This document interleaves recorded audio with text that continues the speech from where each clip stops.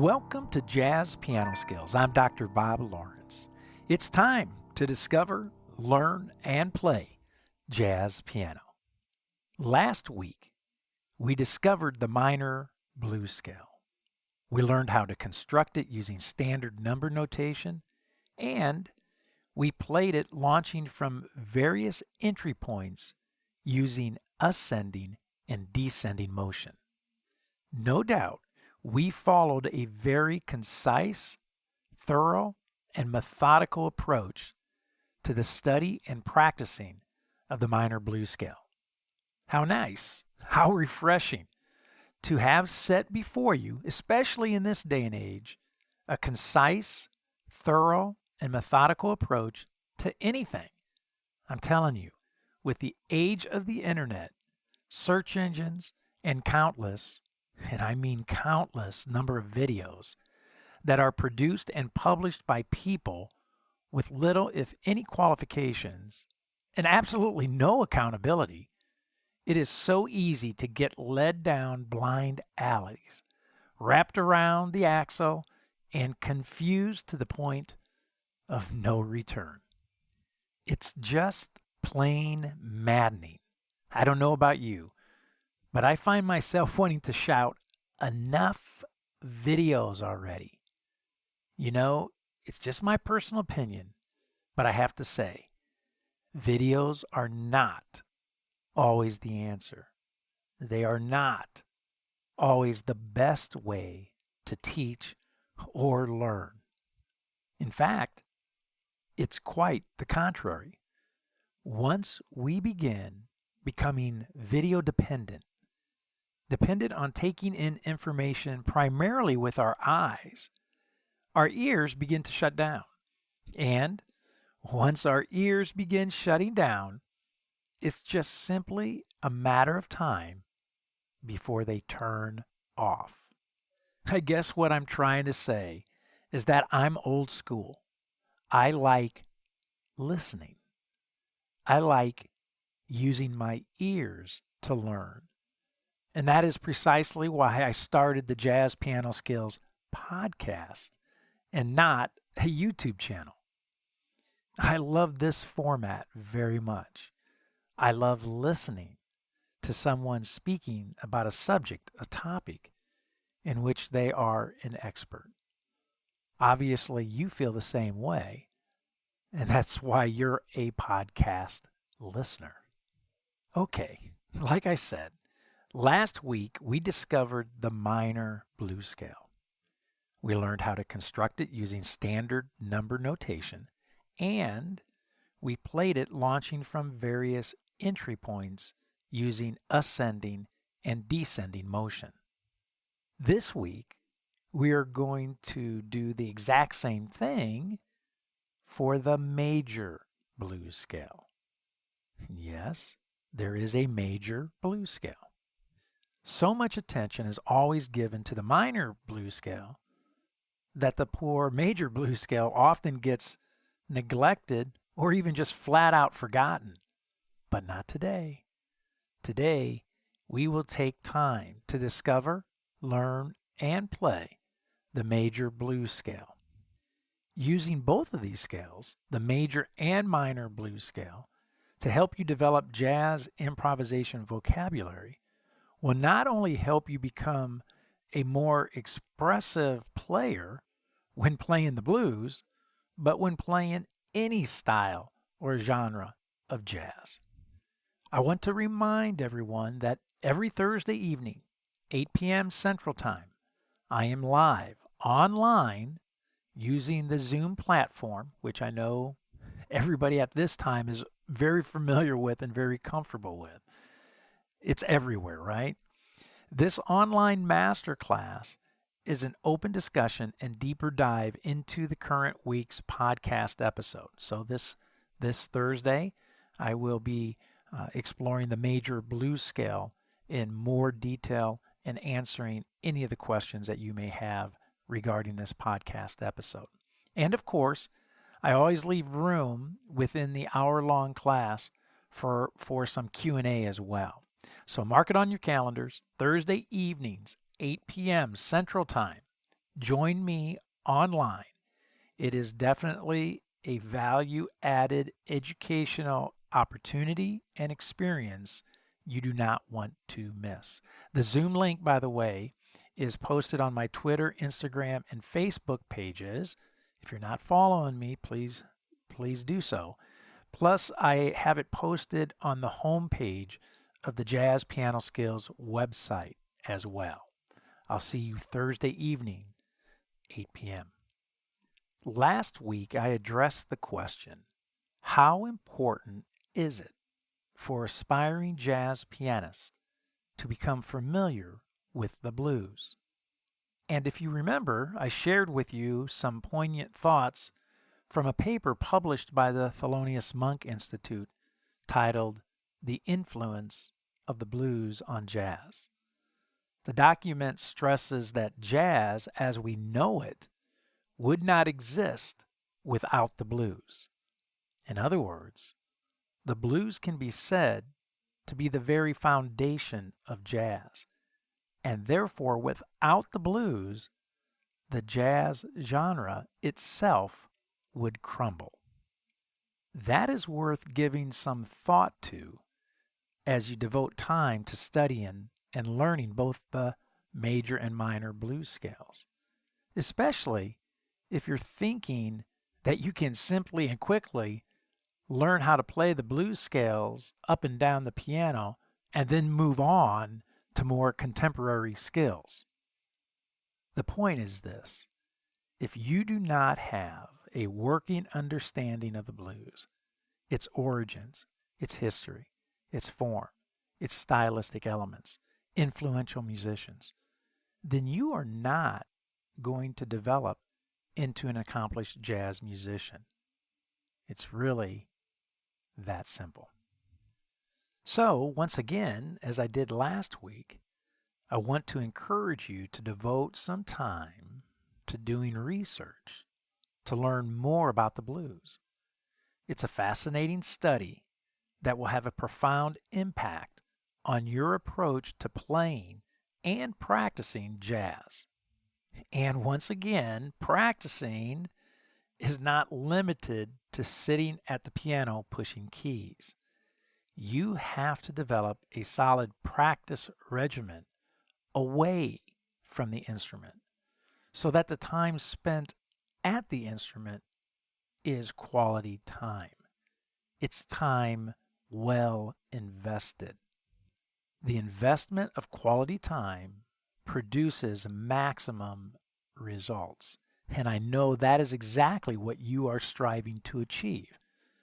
And to help you get started, there is a really nice PDF file that you can download from the National Blues Museum called The Evolution of the Blues. It will provide you a really nice, it's a really kind of a quick historical outline of the blues. And it has a terrific bibliography that at the end to help you broaden your research. Check it out at the nationalbluesmuseum.org. The document again is called The Evolution of the Blues. If you do a Google search for that, I'm sure it will just pop right up and you can access that PDF file, read it, download it, and kind of use it as your launching pad into the study of the blues. Here is another important reason to spend time with the blues. Because to spend time with the blues is to spend time at the beginning of jazz, which, by the way, is always a great place to start. The beginning. The course of study, the curriculum, the roadmap to becoming an accomplished jazz pianist is presented to us historically. Let me say that again. The course of study, the curriculum, the roadmap to becoming an accomplished jazz pianist is presented to us historically. In other words, the evolution of jazz itself is the curriculum. It is the roadmap we must travel if we want to succeed. You cannot skip the beginning and jump into jazz starting in the 60s. After 30 plus years of teaching jazz, I can attest to the fact that many people tried to do just that. They hear Chick Corea, Herbie Hancock, Bill Evans. They get excited, purchase transcription books of these great pianists, and they begin their journey. And after their inaugural launch into jazz, utilizing this approach, it's only a matter of time before frustration and disappointment sets in. Hopefully,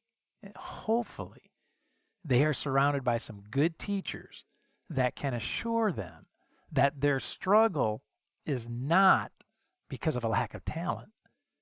It's because they didn't start at the beginning. They didn't start with the blues.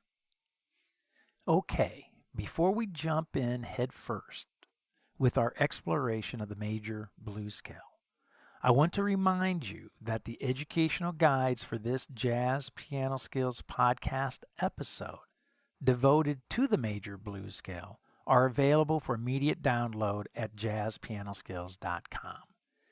As my regular listeners know, right, I develop 3 educational guides for every Jazz Piano Skills podcast episode, which can be downloaded individually or as a bundle or as a subscription.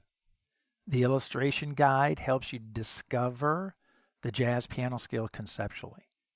Imagery, graphics are used. They're amazing. And you've heard me say this 1,000 times. Your physical growth as a jazz pianist depends 100% on your mastery of a jazz piano skill mentally, your conceptual understanding. Imagery and graphics allow you to mentally, to visually digest the shapes and sounds of jazz, which in turn fuels your physical and oral mastery. So important. The lead sheet guide helps you learn the jazz piano skill physically, helps you get the jazz piano skill under your fingers. And if you are a reader, you like seeing the concept placed on the musical staff, the lead sheets are perfect for you. Have them sitting on your piano as a quick reference when you are getting the various harmonic shapes and melodic lines under your fingers. There are 12 lead sheets for each podcast episode, one for each of the 12 keys of music. They are fantastic and simply invaluable. And finally, the play-along guide, which are play-along tracks. And again, there are play-along tracks available for all 12 keys, and they are the perfect tool to help you successfully play the jazz piano skill being taught in the podcast episode. In this case, the major blues scale. The play-along tracks will help you develop a strong sense of internal time, which, by the way, and I've said this before too, no teacher can teach you time. We can talk about it, but in order for you to develop time, you have to experience it. And the same can be said for feel and articulation. Okay? So check out all 3 of these guides, the illustration guide, the lead sheet guide, and the play-along guide. I cannot stress enough how beneficial they are for expediting your discover, learn, and play process. Simply go to JazzPianoSkills.com, go to the homepage, and click on the podcast link in the menu bar that runs across the top of the page. You're good to go. You'll see all the podcast episodes and the educational guides, and you will be able to download the educational guides with one simple click. If you have any questions, you can leave me a quick voicemail message using the SpeakPipe widget that is nestled along each podcast episode, or you can post your question at the Jazz Piano Skills forum and let the Jazz Piano Skills community help you, or attend the Thursday evening Jazz Piano Skills Masterclass, 8 p.m. Central Time, and get your questions answered by me face to face. So many ways to get help. And again, I want to stress my entire goal here is to provide you with the best jazz piano lessons, the best jazz piano educational materials, and support available anywhere today. So this week we are going to explore the major blues scale. You are going to discover the classic major blues scale. You are going to learn how to construct the major blues scale, and you are going to play the major blues scale from various entry points, just like we did last week with the minor blues scale. So, regardless of where you are in your jazz journey, a beginner, an intermediate player, an advanced player, or even an experienced professional, you will find this podcast, this lesson, to be very beneficial. To begin, let's construct the major blues scale. To do this, we are going to use the following numbers: 1, 2, flat 3, 3, 5, 6. Now, think of those numbers in relationship to a key, to a scale. For example, the key or scale of C major consists of 7 notes: C, D, E, F, G, A, and B. Or 1, 2, 3, 4, 5, 6, and 7. With this as our base, the C major blues scale can be successfully constructed. 1 equals C. 2 equals D. Flat 3 equals E flat. 3 equals E. 5 equals G. And 6 equals A. C, D, E flat, E, G, A.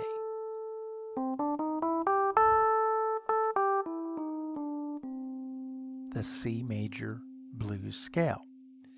This will be the scale we use today to explore this iconic sound.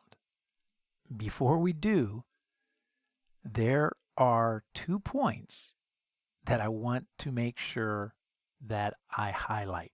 In fact, I stressed these in last week's podcast episode covering the minor blues scale. These are important points, so listen up.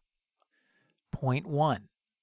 Like the minor blues scale, the major blues scale is not actually a scale. It's a pattern. It should be called the major blues pattern because unlike a true scale, major, harmonic minor, melodic minor, it does not produce a harmonic system. In other words, each note of the scale does not produce a chord. There are no modes. There are no chord-scale relationships. So because of this mislabeling, because we call it a scale, some folks try to study and practice the major and minor blues scales in the same way they study and approach traditional scales. Don't go there. It leads nowhere, and it will give you a headache. You will not find any chord scale relationships, and trying to construct such a model is the perfect example of thinking way too hard. So, as much as I would love to change the jazz world and have everyone begin referring to the major and minor blues scales as patterns instead of scales, I know it will never happen. The academic language has been solidified, and it is a done deal. Therefore, I will refer to the major blues pattern as it is referred to in the real world, the jazz world, as the major blues scale. Point number 2, the major blues scale, like the minor blues scale, is not a lick that is intended to be played in a linear way up and down the piano. Instead, think of it as a framework that can be used to express a wide range of emotions when improvising. A frame establishes boundaries, right? A top, 2 sides, a bottom. So when you use the major blues scale when improvising, think within the frame. Think of the minor blues scale as establishing a geographical region on the keyboard for you to explore and for you to be expressive within. We can alter the geographical region by shifting our entry points within the major blues scale, again, just like we did last week with the minor blues scale. And that is exactly what I will demonstrate again today with each demonstration I present about the major blues scale. Also, when I practice a scale, a pattern, a line, a lick, anything, I always make sure that my entry and destination points are always different. I have stressed this on several occasions. I never play from the root to the root, or from the third to the third, fifth to the fifth, etc. And why? Because I always want to fully engage my ears. Again, listening, right? My ears. I want to be aware of the distance, the interval, the sound, major, minor, and the direction, ascending, descending, that I am wanting to musically digest, right? I have found that if my entry and destination points are the same, root to root, my ears quickly become passive, which is not good, especially in music and especially in jazz. So it is in that spirit that I'm going to escort you through the major blues sound today. We are going to play and hear this iconic sound launching from the root, from the third, from the fifth, and from the sixth. So let's begin with the root. So starting with the root, right? I'm going to start on my C, and I'm going to travel all the way to the sixth, to the A, ascending. I'm going to come right back down to the root. Then I'm going to play from the root and descend down to the second or the ninth, right? And then back up to the root. Nice. So I'm going both directions. I'm ascending from the root to the sixth, and then descending from the root down to the D, the second or the ninth, and then back up to the root. It's a nice sound, right? So I get used to seeing that major blues scale launching from the C. I get used to seeing it traveling both directions. Okay, so let's bring in the ensemble, right? Let's place this into a musical context, and let's hear what it sounds like, okay? So here we go. Let's check this out.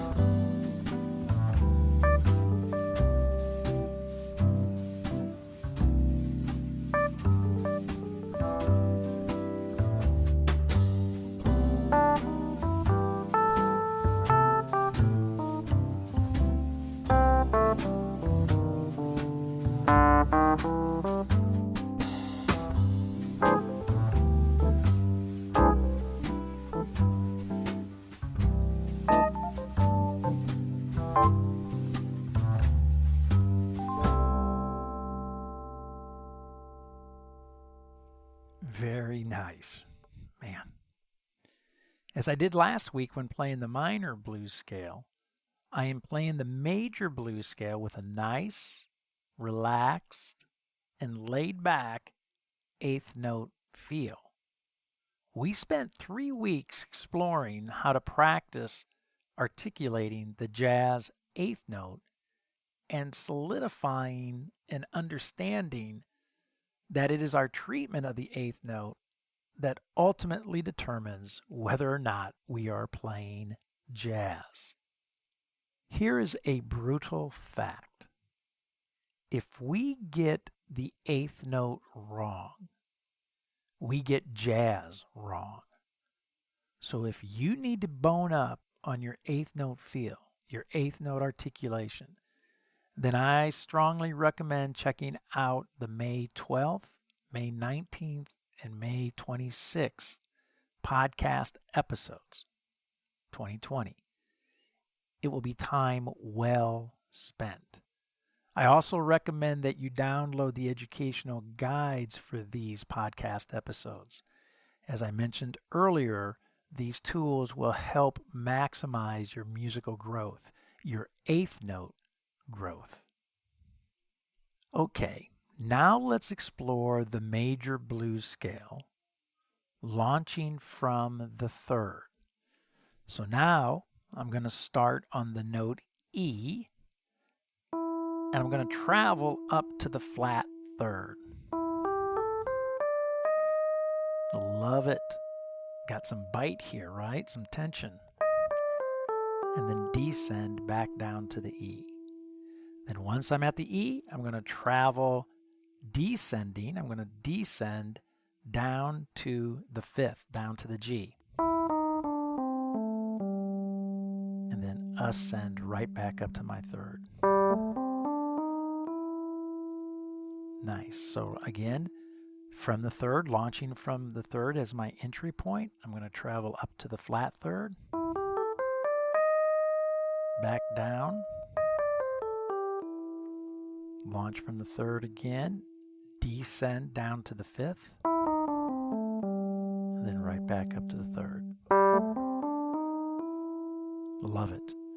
So again, let's bring in our ensemble. Let's place this into a musical context.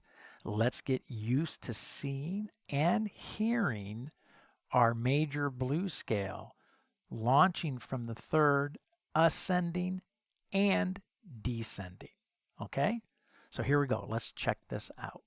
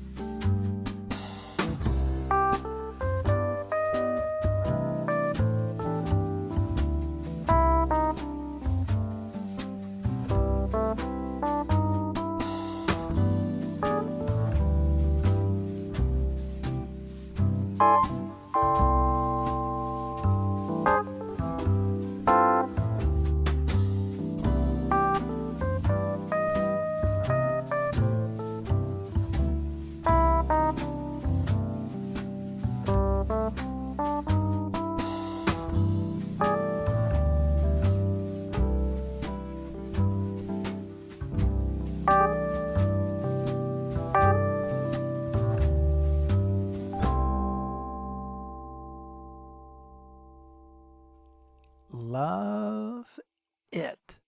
Wow. Again, right? A nice, relaxed eighth note feel at a tempo of 85 with a classic jazz swing feel. And when practicing the major blues scale, keep it simple and relaxed. I have an important question for you. Are you using play-along tracks when you're practicing? You absolutely should. There's no better way to develop your time, your feel, your articulation. And if you are not using play-along tracks, you are not hearing your music within a musical context.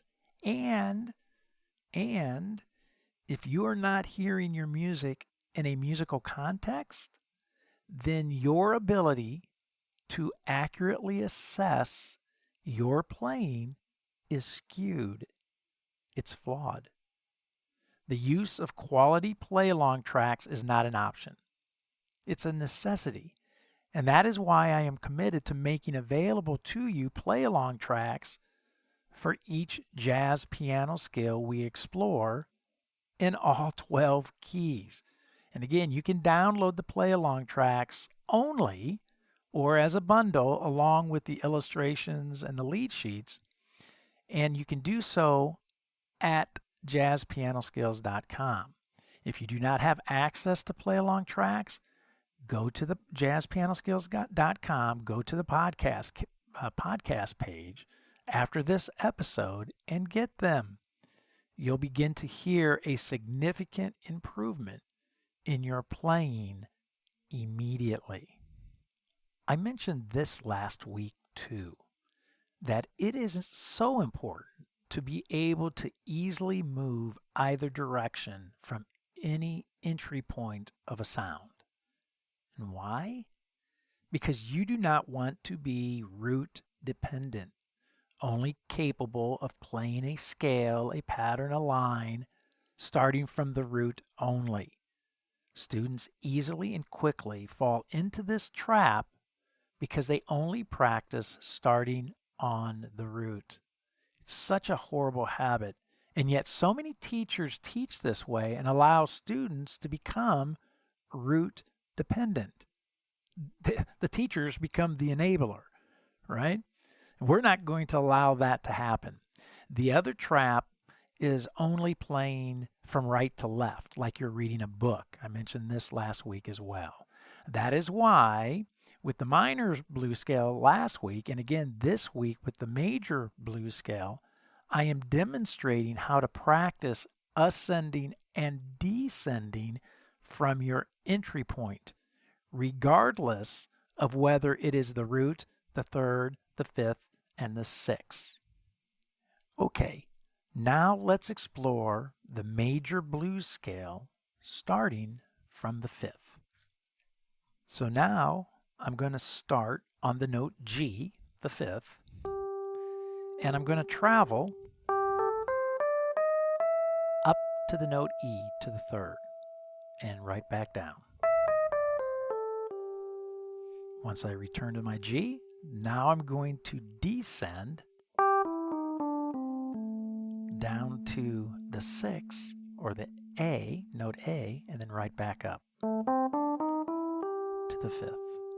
So again, ascending to the third,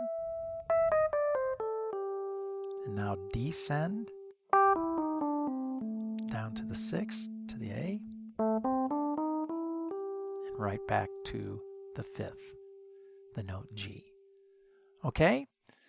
So let's bring in the ensemble and let's hear our major blues scale, ascending and descending, starting from the fifth. Here we go. Let's check it out.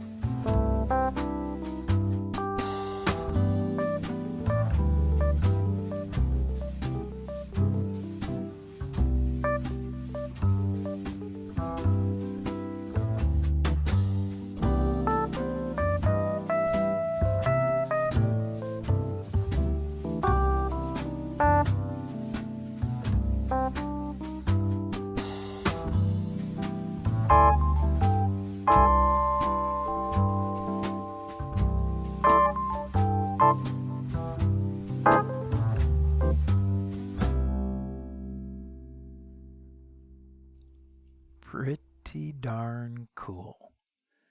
The blues is indeed a great sound, packed with a ton of emotion.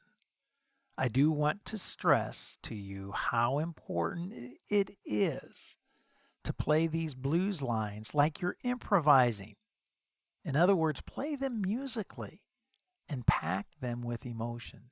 Do not, and I repeat, do not play these lines as if they're a fingering exercise.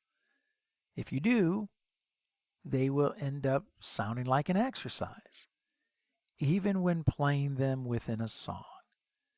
You want everything that you play to be played musically.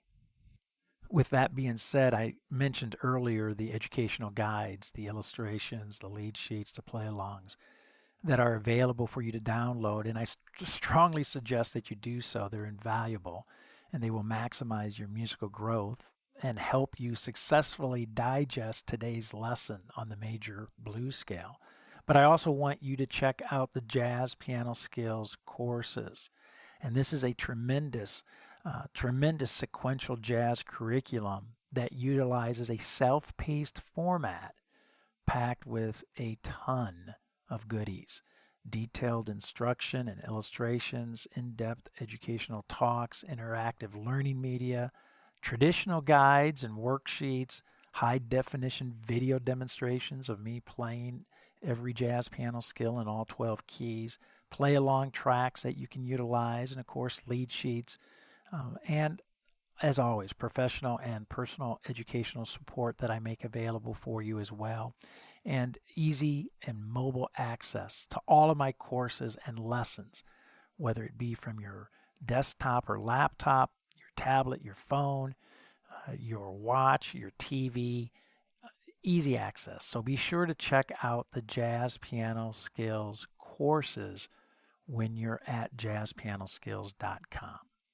Okay, now let's explore the major blues scale starting from the 6. So now I'm going to start with the note A, ascend up to the note G to the 5th, and then right back down to the A or to the 6. Once I'm there, now I'm going to descend down to the root and then right back up to the 6. Nice. So again, from the 6 up to the 5th, right back down to the 6, from the 6 down to the root, and then right back up to the 6. Nice. So let's bring in our ensemble once again, and let's listen to the major blues scale ascending and descending with our entry point, our launch point being the 6. Here we go. Let's check this out.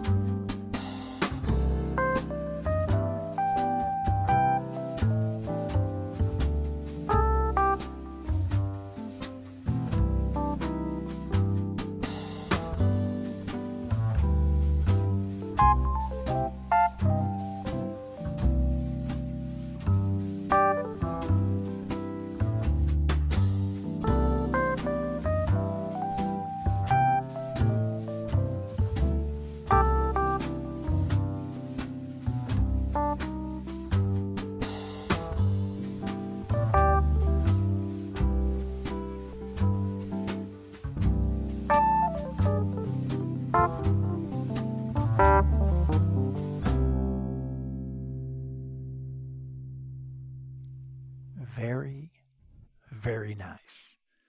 Isn't it amazing? By shifting our entry point from the root to the third, to the fifth, to the sixth, how the major blues scale takes on an entirely different inflection, just as it did with the minor blues scale. That is what I am speaking about earlier when I used the example of a frame, right? Which consists of a top and two sides and a bottom. Using that frame to establish various geographical regions for you to explore and for you to be expressive within. And quite simply, when you begin thinking like this, when you begin seeing a scale, a pattern like this, it's a game changer, right? It's just a game changer. Your ability to be emotionally expressive has increased exponentially when you are capable of doing this. With that being said, let's get to the final demonstration for today. As I did last week, I want to pull all of this together and use the major blues scale to improvise over the classic 12-bar blues form using dominant chords and the standard 1-4-5 progression. So I'm going to play in the key of C, which will utilize the C dominant, the F dominant, and the G dominant, the 1, the 4, and the 5.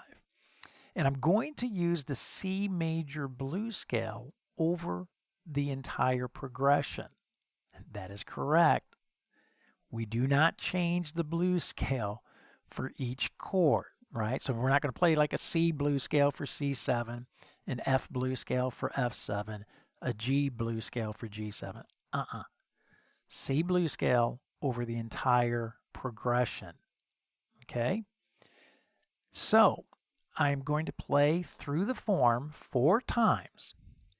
And each time I am going to shift my frame, right? My framework, the geographical region that I'm going to focus on to express myself.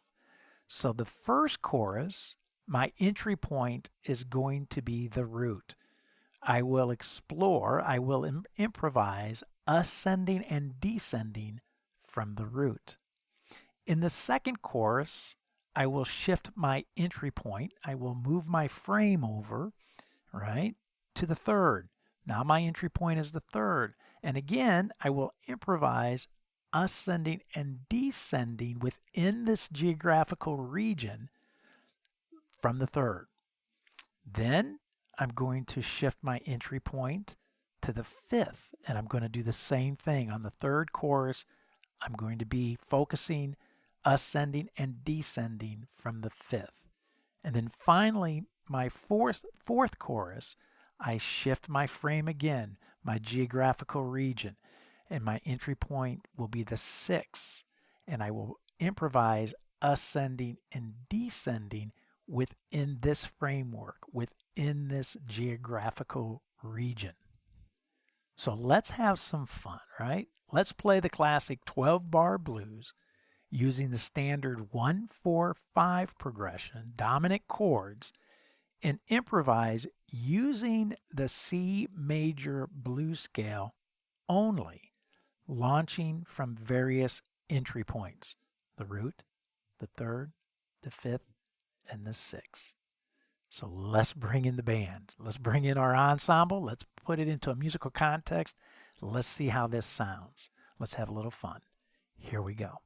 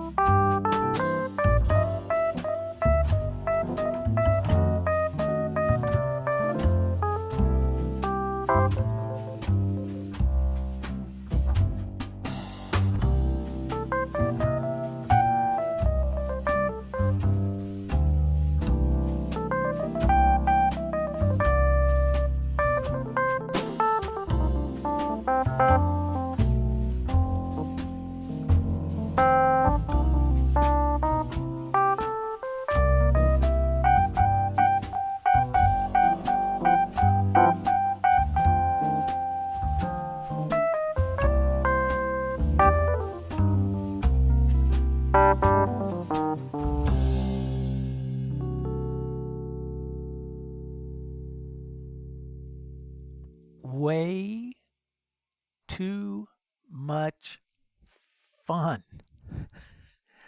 Wow. You know, I could get really carried away and I could sit here all day and explore the blues. What an amazing sound. What an amazing feel. Such a blast discovering new ideas to adopt into my jazz vocabulary and make available when playing jazz repertoire. A real quick side note, the minor blues scale is typically played over minor chords and can also be played over dominant chords. The major blues scale is typically played over major chords or dominant chords. Okay, so the major and the minor blues scales both can be played on dominant chords, over dominant chords. But the major blues scale will be played over major chords, and the minor blues scale will be played over minor chords. We'll explore that thought in another podcast. But for now, keep it simple. When you're playing the blues, keep it dominant all the way through the entire progression, 1-4-5, and utilize either the major or the minor blues scale when improvising and exploring. Too much fun. Well, I hope you have found this Jazz Piano Skills podcast lesson on the major blues scale to be insightful and, of course, to be beneficial. I am excited to let you know, and you may have already noticed this with the last couple of podcast episodes, that I am now providing a transcript of each episode that you can read and you can use along with the chapter markings for each episode that I have begun to include in each podcast episode as well.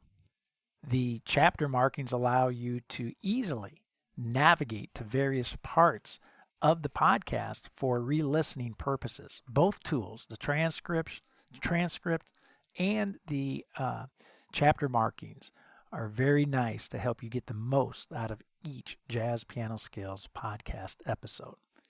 Don't forget, I will see you Thursday evening, Jazz Piano Skills Masterclass at 8 p.m. Central Time, to discuss this podcast episode in greater detail and to answer any questions you may have about this lesson or the study of jazz in general. Also, download those educational guides for this podcast lesson at JazzPianoSkills.com. They're a tremendous resource that I put together to help you to expedite your discover, learn, and play process. And while you're there, check out the Jazz Piano Skills courses and the Jazz Piano Skills forums. Join the community, get involved, make some new jazz piano friends. And as always, you can reach me by phone, 972-380-8050, extension 211, by email, drlawrence@jazzpianoskills.com, or by SpeakPipe, found on the Jazz Piano Skills website, in the educational guides and the Jazz Piano Skills courses as well. So, that's it for now. And until next week, enjoy the journey, and most of all, have fun as you discover, learn, and play jazz piano.